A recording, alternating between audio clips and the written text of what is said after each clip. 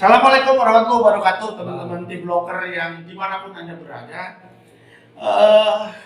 Saya itu masih mencari-cari format yang luar biasa terkait dengan pesta demokrasi di tahun 2024. Situasinya berubah dengan cepat, sangat luar biasa. Dalam catatan saya, bahwa pesta demokrasi di 2024 akan memiliki warna baru. Wah, apa ini Bang? Warna baru. Nah, untuk membahas warna baru, tradisi baru, gaya baru, itu di studio sudah bergabung dengan saya di sini, Mas Azami Fadli. Beliau adalah salah seorang sosiolog. Sosiologi pokoknya mengamati masyarakat. Nah, beliau ini kita kenal sebagai periset muda, kemudian peneliti muda, kemudian pemangga muda, kemudian apa gitu. Nah, beliau ini memang dari lulusan dari universitas terkenal di Yogyakarta, namanya Tebak sendiri. Pokoknya 3 huruf. Wah, ini ya. Alumninya tepatnya Pak Jokowi. Wah gitu. Baik, teman-teman tim brokers, bahwa Mas Fadli ini memang memiliki hobi untuk melakukan riset, kemudian monitoring, penelitian macam-macam yang berkaitan dengan masyarakat. Beliau pernah menjadi salah seorang anggota litbang di partai tertentu yang sangat besar di Jakarta. Kemudian yang kedua adalah sekarang ini beliau sedang bekerja dengan orang yang besar juga yang melakukan riset, yang pegawaiannya riset di mana-mana. Itu di Jogja lah, saya nggak usah sebutin namanya lah. Dia juga alumni Sukai, pokoknya oke lah. Saya kira kemudian beliau ini sedang disibuk karena memang. Nah, sekarang saya akan minta opininya Mas Fadli ini terkait dengan pesta demokrasi di era tahun 2024, di mana teknologi sudah berkembang luar biasa, bergerak maju, ada digitalisasi, kemudian ada jumlah pemilih muda yang juga meningkat. Nah, ada tradisi pesta demokrasi yang dialami oleh berbagai tahun yang lalu. Nah, Mas Fadli, saya tuh mau nanya gitu loh, pengaruh nggak sih perkembangan zaman ini terhadap pola-pola pelaksanaan nanti pesta demokrasi? Iya. Kalau kita lihat bahwa pesta demokrasi tahun 2019 dan mungkin dengan itu kita bisa memproyeksikan tahun 2024, memang ada sesuatu yang unik Pak Dwi. Jadi di mana kemudian partisipasi pemilih itu banyak dari kelompok yang disebut milenial atau Gen Z lah kira-kira. Itu angkanya diprediksi 2024 hampir mencapai 60%. 60% ya? Iya, diprediksi 2024 60%. Dan ini tentu kalau kita kaitkan dengan digital, itu tentu ada sesuatu yang berubah dari pola-pola lama cara kita misalnya ketika menyelenggarakan pemilu seperti itu. Kalau misalnya waktu awal-awal setelah lengsernya Soeharto, kemudian kita melakukan pemilihan dan lain sebagainya, itu media hanya praksis radio dan televisi. Dan itu pun kemudian diakses hanya oleh kalangan-kalangan tertentu. Artinya ketika orang membayangkan seorang figur pemimpin ya. Misalnya kayak Gus Dur waktu itu, kemudian ada Amin Rais, Megawati, itu pada umumnya orang kenal bukan melalui medianya, tapi melalui misalnya Pak Gil adalah ayah saya, itu pasti tahunya dari sanak keluarga. Iya. Seperti itu. Nah, hari ini kita hampir di mana setiap anak dari SD bahkan sekalipun sudah memegang yang namanya smartphone, apalagi kemudian di SMA yang kemudian transisi akan memiliki hak pilih, itu memiliki informasi yang relatif lebih cepat dan aksesibel. Nah, ini yang kemudian menarik saya kira kalau kita misalnya melihat ada hubungan demokrasi dengan digital. Nah, tentu kalau kita dorong lebih lanjut bagaimana hubungan demokrasi dan digital ini tentu memiliki efek yang positif dan juga efek yang negatif. Tapi kita mau ukur. Kalau kita berbicara tentang pemilu, ini kan pemilu harapan kita semua sebetulnya. Sekalipun misalnya tadi Pak Dwi sudah mengatakan, sudah spill sedikit nih, saya menjadi salah satu litbang di partai tertentu.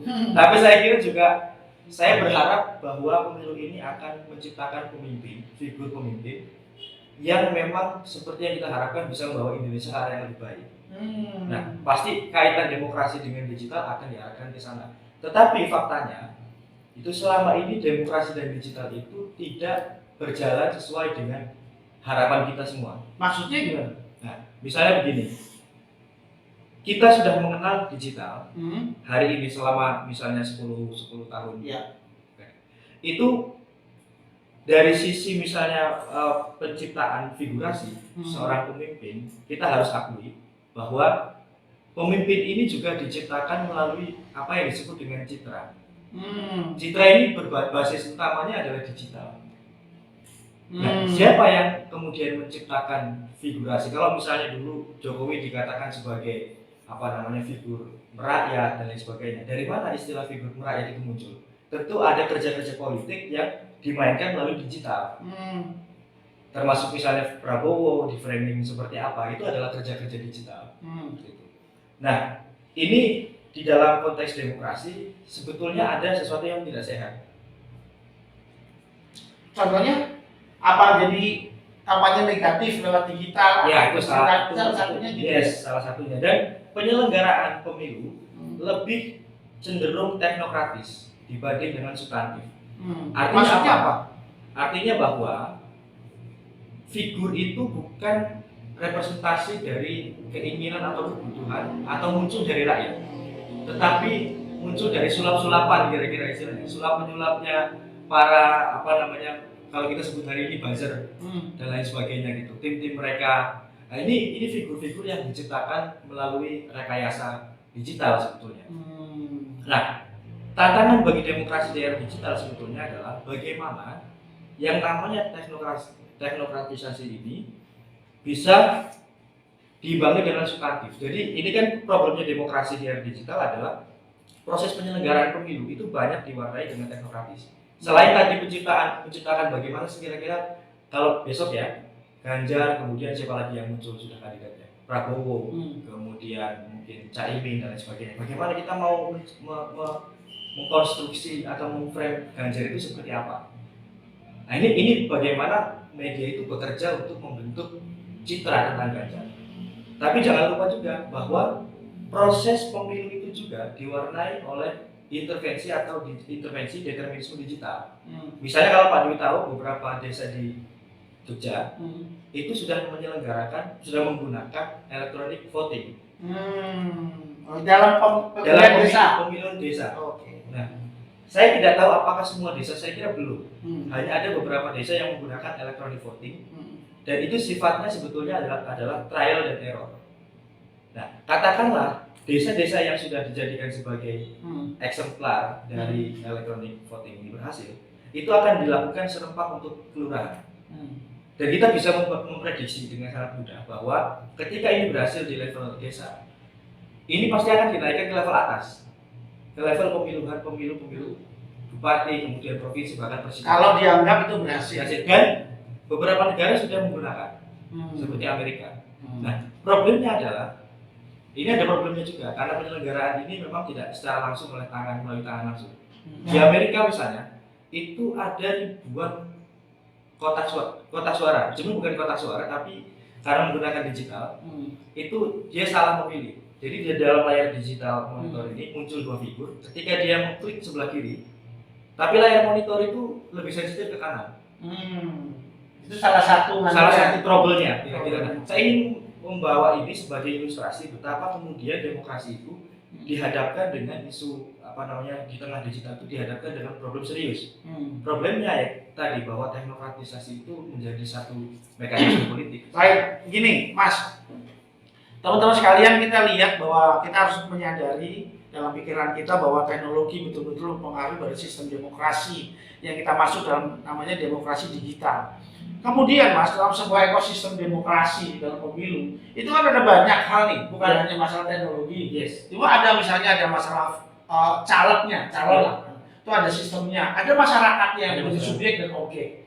Nah, pertanyaan saya untuk yang kedua ini adalah apakah ada perbedaan mindset masyarakat itu terhadap calon yang akan dia pilih? Di era yang kemarin itu berkaitan dengan menjauhkan misalnya tradisi tradisi pesta demokrasi kita yang dulu adalah contoh yang paling gampang. Nek Pak Ani wis ngomong A maka kabeh melu A kan gitu. Contoh. Iya, iya. Ya aku nganu lah kita nyumping sedikit antara PKB dan NU.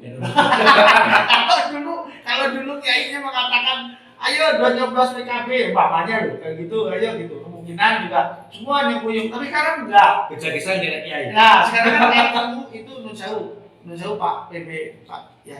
Jadi sekarang itu mengatakan NU sudah tidak harus jadi kan boleh ke anu. Itu kan ada perubahan paradigma Iya. pemikiran masyarakat itu. Nah, kalau yang sekarang yang kata Mas Fadli itu mengatakan bahwa 60% pemilih kita itu adalah generasi muda. Artinya kekuatan tradisinya tidak sekuat kekuatan teknologi yang begini. Nah, dalam menganalisis calon pemimpinnya. Nah, pertanyaan saya adalah kalau model kampanye, ini ngomong salah satu kecil aja elementar. Model kampanyenya itu kalau di era yang sekarang itu yang cocok sebenarnya. Kalau dulu kan ayo dangdutan banyak orang figurnya ada poster aja. Kalau di era digital ini pemilih pemula itu sifatnya kayak apa dan modelnya seperti apa supaya dia bisa memasukkan apa caleg itu bisa masuk ke dalam. Oke, berarti kita berbicara tentang otoritas politik di dalam politik. Nah, sekarang siapapun kalau katakanlah kelas 3 SMA, dia sudah tahu tentang Ganjar. Kemudian sudah tahu tentang Prabowo. Dan kemarin salah satu bupati di kalau tidak salah di Jawa Tengah menanyakan kepada siswa saya, Anda milih siapa?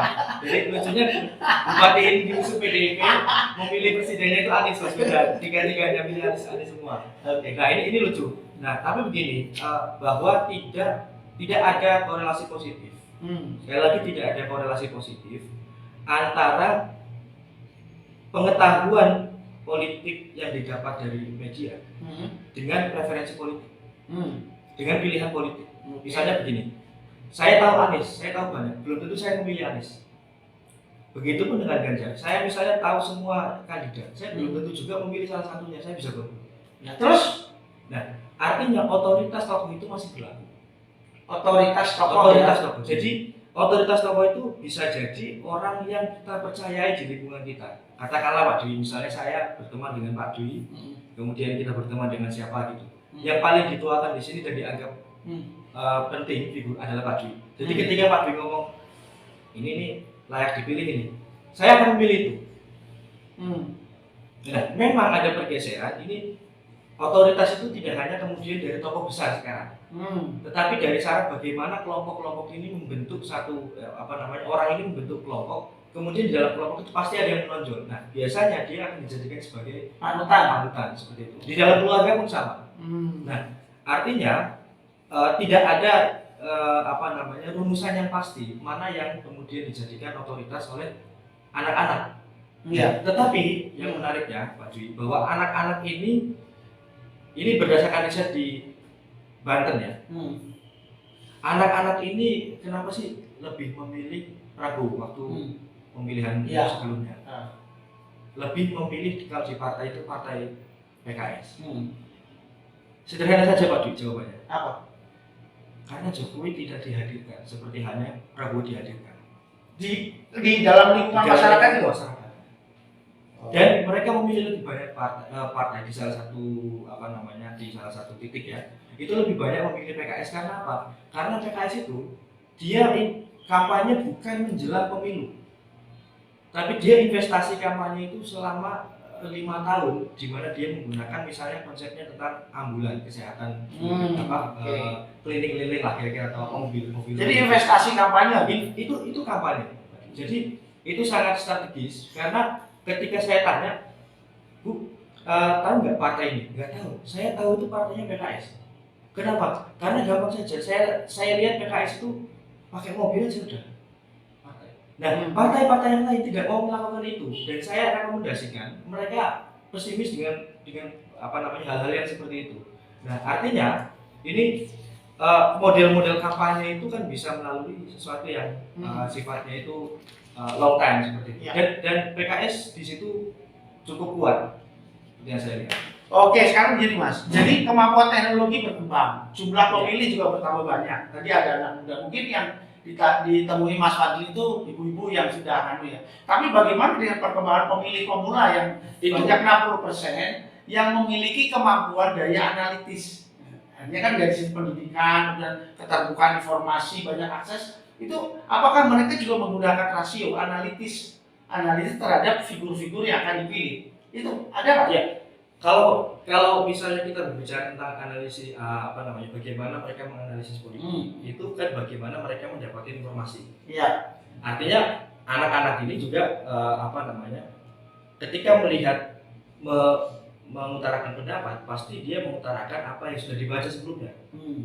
Nah, pada umumnya yang saya temui di Banten itu dan beberapa Jawa Barat, tidak semua Jawa Barat, itu memang anak-anak ini masih kemudian membandingkan. Nah, ini yang menariknya di sini, Pak. Mereka masih kemudian meng-cross check apakah yang dibaca dia di media sosial itu benar. Dia akan cross check kepada siapa? Dia akan cross check kepada bapaknya, misalnya gitu. Dia akan cross check kepada tokoh agama, tokoh masyarakat dan lain sebagainya. Nah, saya kira yang sisi penting dari demokrasinya justru di situ, bukan kemudian pada daya analisis itu kalau kita lihat juga berdasarkan informasi digital, dan digital itu kita tahu sendiri bias seperti itu. Nah, saya kira anak-anak di usia generasi milenial yang kita patut apresiasi harusnya memang seperti itu. Jadi ketika ada dapat informasi soal misalnya dulu Jokowi sebagai PKI gitu. Nah, bagaimana proses dialektika dia dengan politik itu terjadi? Dia tanya kepada orang lain misalnya, PKI itu apa?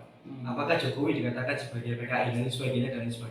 Jadi artinya ketika sekarang ini juga ada tidak hanya buta untuk menyoblos si A atau memilih si A, tapi juga memiliki daya analisa yang itu dikomunikasikan. Aduh, kok nggak kerasa ya ini sudah hampir 25 menit selesai. Iya, teman-teman, nanti kita akan sharing berikutnya. Teman-teman di Blockers, ini ada catatan yang saya sampaikan bahwa di DPT tahun 2024 itu tercatat ada 204.800 204,8 lah, di mana 60%-nya itu adalah merupakan generasi muda atau generasi milenial, generasi Z yang menggunakan digital sebagai bagian penting dalam kehidupannya. Nah, kemudian dalam rangka pesta demokrasi yang akan datang, Mas Fadli menyoroti bahwa demokrasi dan digital itu memang sudah tidak bisa dipisahkan lagi. Jadi faktor digitalisasi yang baik yang dipegang anak muda maupun siapapun menjadi hal penting di dalam melaksanakan pesta demokrasi itu. Hanya tinggal kita siapkan melaksanakan. Ada contoh ketika pemilu ya, voting yang sudah dilakukan, dan itu juga mungkin sudah terjadi.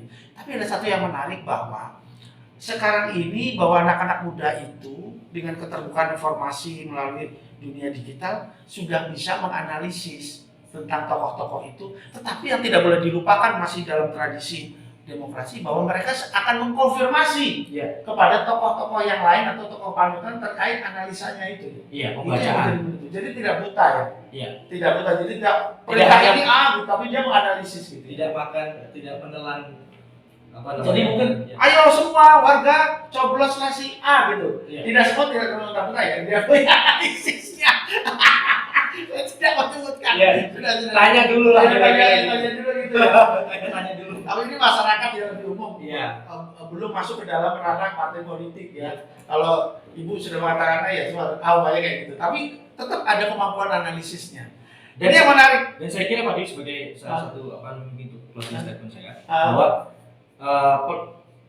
pihak-pihak yang bertanggung jawab di dalam proses penyelenggaraan pemilu sebaiknya memang melakukan itu kepada khusus generasi muda, pemilih pemula lah. Baik, Pak Caleg, Bapak-bapak caleg, Ibu-ibu caleg, tolong diperhatikan ini satu informasi penting bahwa digitalisasi dan anak muda menjadi bagian penting untuk dianalisis. Jadi Bapak Ibu nggak usah khawatir, Ibu akan dianalisis gitu oleh anak-anak muda sebelum mereka menentukan.